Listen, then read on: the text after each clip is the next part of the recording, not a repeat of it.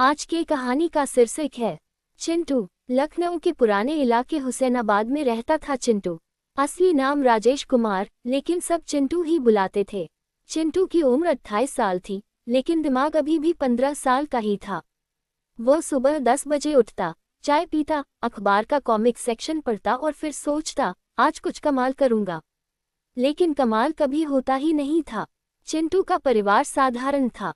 पिताजी retired clerk, माँ घर संभालती और छोटी बहन रिंकी जो चिंटू को भैया तुम तो बिल्कुल बेकार हो कहकर रोज ताना मारती। चिंटू किराने की दुकान पर बैठता, लेकिन ज्यादातर समय ग्राहकों से गप्पे मारता।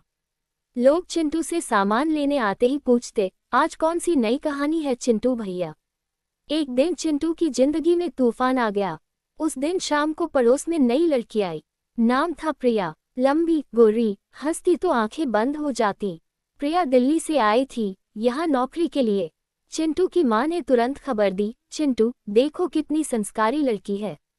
चिंटू ने एक नज़र देखा और दिल में कहा बस यही वाली, अब शादी पक्की। लेकिन चिंटू को पता था कि वह सीधे सीधे प्रिया से बात नहीं कर सकता, इसलिए उसने प्लान बनाया। प्लान नंबर 1, हीरो बनने का। चिंटू ने सोचा कि वह प्रिया के सामने कोई बहादुरी दिखाएगा।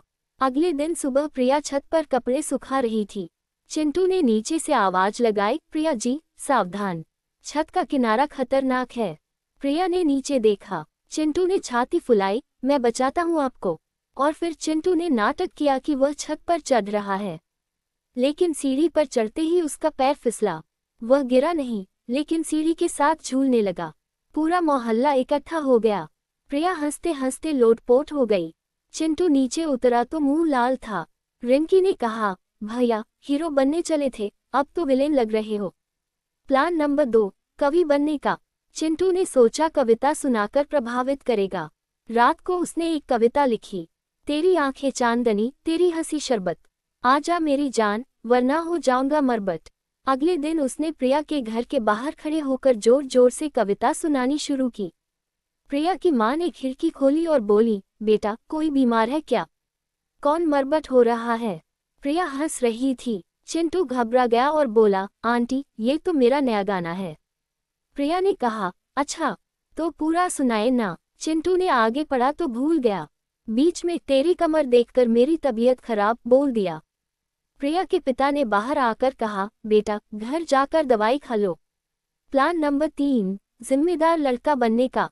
चिंटू ने सोचा कि प्रिया को लगे वह बहुत जिम्मेदार है। उसने प्रिया की माँ से कहा, आंटी मैं आपकी मदद कर सकता हूँ, बाजार से सामान ला दूँ। आंटी खुश हो गई। चिंटू गया और पूरी लिस्ट ले आया, लेकिन उसने अपनी समझ से कुछ एक्स्ट्रा चीजें भी ले ली। एक बोतल गुलाब जामुन का शरबत, क्योंकि लड़कियां मीठा पसंद करती हैं। जब सामान दिया तो प्रिया ने देखा कि लिस्ट में दाल नहीं थी, लेकिन 6 पैकेट चिप्स थे।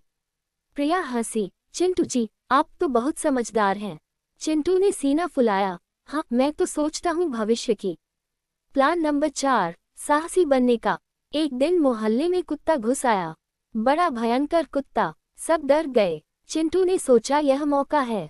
उसने लकड़ी उठाए और हट हट करते हुए कुत्ते की तरफ दौड़ा। कुत्ता डरा नहीं, उल्टा चिंटू के पीछे पड़ गया। चिंटू भागा, पूरा मोहल्ला देख रहा था। चिंटू भागते भागते प्रिया के सामने से गुजरा और चिल्लाया, प्रिया जी बचाओ। प्रिया ने एक बिस्कुट फेंका, कुत्ता बिस्कुट खाने लग गया। चिंटू हाँफते हुए बोला, देखा मैंने कुत्ते को भगाया। प्रिया ने मुस्कुराते हुए कहा, हाँ आपने बहुत बहादुरी दिखाई। अब असली मजा शुरू होता है। धीरे धीरे चिंटू और प्रिया की बातें बढ़ने लगी। प्रिया चिंटू की बेवकूफियों पर हंसती थी, लेकिन उसे पसंद भी करने लगी थी। चिंटू को लगा अब समय आ गया है। उसने फैसला किया कि वह प्रिया को प्रपोज करेगा, लेकिन सीधे नहीं। उसने एक बड़ा प्लान बनाया। बड़ा प्लान, रोमांटिक डिनर। चिंटू ने घर पर डिनर का आयोजन किया। माँ को बोल दिया कि प्रिया के परिवार को बुला लो। माँ ने पूछा, क्यों? चिंटू बोला, माँ बस बुला लो, मैं सब संभाल लूंगा। उसने बाजार से महंगी चीजें मंगवाई, चिकन, पनीर, आइसक्रीम, केक। खुद रसोई में घुस गया। रसोई में चिंटू का कमाल शुरू हुआ। उसने चिकन बनाते समय नमक की जगह चीनी डाल दी। पनीर की सब्जी में उसने इतना मिर्च डाला कि खाने वाला आग उगलने लगे। केक बनाते समय अंडे की जगह उसने दही डाल दिया। जब मेहमान आए तो टेबल सजी हुई थी। प्रिया के पापा ने पहला कौर लिया और चेहरा बन गया। ये क्या बनाया है बेटा? चिंटू बोला, अंकल ये चिंटू स्पेशल है। प्रिया ने एक चम्मच लिया और हंस पड़ी। चिंटू जी, ये तो मीठा चिकन है। पूरी डिनर हंसी हंसी में गुजरी। चिंटू शर्म से गुम हो रहा था, लेकिन प्रिया ने कहा, कोई बात नहीं, कोशिश तो आपने की। क्लाइमैक्स। डिनर के बाद चिंटू प्रिया को छत पर ले गया। चांदनी रात थी। चिंटू ने घुटनों पर बैठकर कहा, प्रिया, मैं जानता हूँ मैं बेवकूफ़ हूँ, मैं कुछ सही नहीं करता, लेकिन तुम्हारे सामने आने से मेरी जिंदगी में हंसी आ गई है। मैं तुमसे प्यार करता हूँ। प्रिया चुप रही, फिर बोली, चिंटू तुम सच में पागल हो, लेकिन मुझे तुम्हारे पागलपन से प्यार हो गया है। चिंटू खुशी से उछल पड़ा, लेकिन उछलते ही उसका पैर फिसला और वह छत के किनारे की तरफ गिरने लगा। प्रिया ने उसका हाथ पकड़ लिया। दोनों हंसते हंसते नीचे बैठ गए। अगले दिन पूरा मोहल्ला जान गया कि चिंटू और प्रिया की जोड़ी पक्की हो गई। चिंटू अब भी वही है, आलसी, बेवकूफ, लेकिन अब खुश।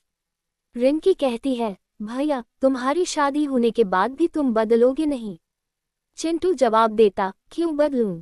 प्रिया को तो यही पसंद है। और इस तरह चिंटू की जिंदगी में प्यार आया, हंसी आई और रोज नई नई बेवकूफियां होती रहीं।